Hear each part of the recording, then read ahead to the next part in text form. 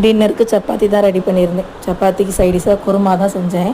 இந்த குருமா செய்கிறதுக்கு கொஞ்சமாக ஆயில் ஊற்றி ஸ்பைசஸ் போட்டு 3 வெங்காயம் நல்லா வதக்கிட்டு ப்ரௌன் ஆனதும் 1 ஸ்பூன் இஞ்சி பூண்டு பேஸ்ட் போட்டு 2 தக்காளி ஆட் பண்ணிவிட்டு அதில் ஊற வச்ச பச்சை பட்டாணி ஒரு 2 உருளைக்கிழங்கு சேர்த்துட்டு நல்லா வதக்கிட்டு அப்புறமா கொஞ்சமாக 1/2 ஸ்பூன் மஞ்சள்தூள் 1 ஸ்பூன் மிளகாத்தூள் 1 ஸ்பூன் சிக்கன் மசாலா எல்லாத்தையும் சேர்த்துட்டு இதுக்கு தேங்காய் பேஸ்ட் கொஞ்சம் ரெடி பண்ணிக்கிட்டேன். ஒரு பத்தை தேங்காய், கொஞ்சமாக சீரகம், சோம்பு, மிளகு, கசகசா, முந்திரி பருப்பு இவ்வளோத்தையும் தண்ணி ஊற்றி பேஸ்ட் மாதிரி அரைச்சிக்கிட்டேன். அதையும் இதோடு சேர்த்துட்டு நான் மல்லித்தூள் போட மறந்துட்டேன். மல்லித்தூள் 1 ஸ்பூன் போட்டுட்டு கருவேப்பிலை, கொத்தமல்லி எல்லாம் உப்பு தேவையான தண்ணி விட்டு 10 விசில் விட்டுக்கிட்டேன்.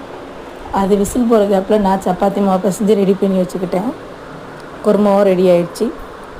அவ்வளோதான், நைட்டு டின்னர் சப்பாத்தி குருமா வச்சு சாப்பிட்டாச்சு. நாளைக்கு இன்னொரு வீடியோவில் பார்க்கலாம். பாய்.